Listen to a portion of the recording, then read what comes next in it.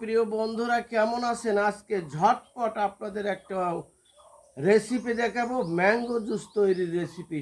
4টা উপকরণ: চিনি, বিট লবণ এবং এখানে আছে 2 চামচ পরিমাণের লেবুর রস। এই 4টা উপকরণ দিয়ে আমি আজকে আপনাদেরকে ঝটপট বানিয়ে দেখাবো একবারে বাজারে কেনার মতো ন্যাচারাল ম্যাঙ্গো জুস।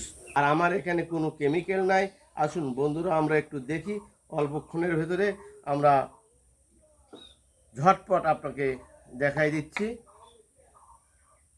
আমরা আমের পাল্প ঢেলে নিচ্ছি এর ভেতরে। আর তার আগে বলে নিই, 150 গ্রাম চিনি, অল্প একটু বিট লবণ, আর এখানে আছে আপনার লেবু রস। আমরা পরিমাণ মতো দিয়ে নেব, দেখছেন। দিয়ে একবারে ফ্রিজ করা ঠান্ডা পানি আধা লিটার ঢেলে দেব। 600 গ্রাম দিতে হবে। এটা 1 লিটারের। আমরা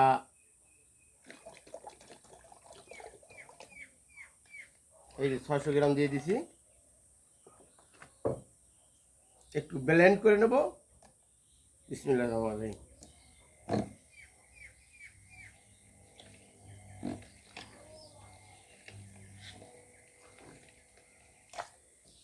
আমরা এবার আমের ব্লেন্ড করে নেব।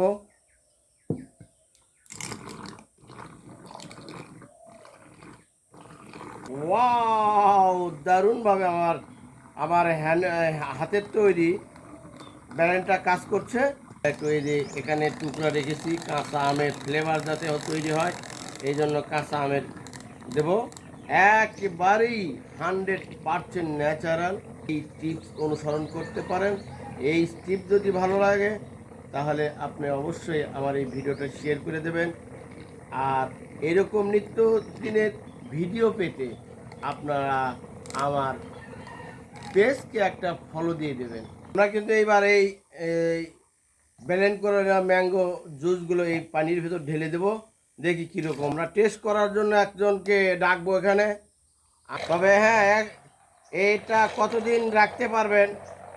নর্মালে 3 ঘন্টা রাখতে পারবেন, এবং ফ্রিজের নর্মালে 3 দিন, আর ডিপে 3 মাস রাখতে পারবেন। এটা দেখি, তুমি আসো তো একটু। আমরা এটা কিন্তু সেকে নেবেন, আমি সেকে নেই নাই, যেহেতু আমার হাতে সময় একেবারেই কম। এখানে এখানে আসো, এখানে আসো।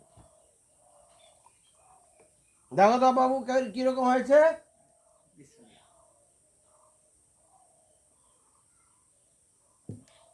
সেই স্বাদ হচ্ছে। হ্যাঁ, সেই স্বাদ। হ্যাঁ, পুরোটা খাও। তুমি বলবে না সেকে দেখো। হ্যাঁ, তুমি বলবে না সেকে দেখো। বাহ বাহ, দেখি আমি একটু দেখি।